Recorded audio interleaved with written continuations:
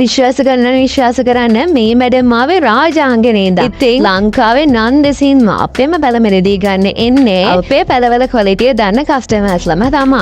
ඉතින් මේ මැඩම්ගේ ඕඩර් එකට බැංකොක් වලින් ඉම්පෝර්ට් කරපු පොල්ලලි වල ඔතන ලද ඩෙන්ඩ්‍රෝබියන් නොකෙට් 200ක්ම ඉන්ක්ලූඩ් වුණා. ඉතින් ඔයාලා දන්නවා පැල 100ට වඩා ඔයාලා අපෙන් පැල මිලදී ගන්න 20% ඩිස්කවුන්ට් එකක් හම්බ වෙනවා. ඒ නිසා ඒ මැඩම්ටත් මේ 20% ඩිස්කවුන්ට් එකක් හම්බ වුණා. ඔකෙත් බිස්නස් එකක් විදිහට ස්ටාර්ට් කරන්න කැමති ඔයාලට ඔයාලා දන්නවා පැල 100කින් ඔයාලගේ ව්‍යාපාර අපිත් එක්ක එකතු වෙලා පටන් ගන්න පුළුවන්. ඔයාලට පැල ගැන නඩත්තුව ඊට පස්සේ භූමිහා නිපාරණය පොහොර භාවිතය වගේ පැල මේන්ටේන් කරන විදිහ ගැන කියලා දෙන්න සම්පූර්ණයෙන්ම නොමිල. ඉතින් මේ මැඩම් කලින් වගාව කරලා ආපහු ස්ටාර්ට් කරන්න බලාපොරොත්තු වෙන තමයි මේ පැල 200 මුලින්ම අපෙන් පර්චේස් කරේ. ඔයාලට මේ වගේ ඔයාගෙම කියලා ඕකිඩ් වගාවක් ස්ටාර්ට් කරන්න කැමති නම් අපිත් එක්ක එකතු වෙලා මේ විදිහට අපෙන් පැල මිලදී අරගෙන නැවත මල් පැමිණි පසු අපට මල් සමග පැල අලෙවි කරන්න පුළුවන්. ඒ වගේම තමයි මේකට බැංකුවක ඉම්පෝර්ට් කරපු මීඩියම් සයිස් එකේ වැන්ඩෝකිඩ් 10කුත් ඉන්ක්ලූඩ් වුණා. ඉතින් ඔයාලට ගාන අඩුවට වැන්ඩෝකිඩ් හොයනවා නම් ඔන්න මෙන්න මේ වගේ පොඩිමත් වන මීඩියම් සයිස් එකෙන් වගේ වැන්ඩෝකිඩ් අපෙන් කලර්ස් වලින් පර්චේස් කරන්න පුළුවන්. හැබැයි ඉක්මනට මල් බලන්න ආස ඉවසීමක් නැති ඔයාලට පුළුවන් මෙන්න මේ වගේ ලොකු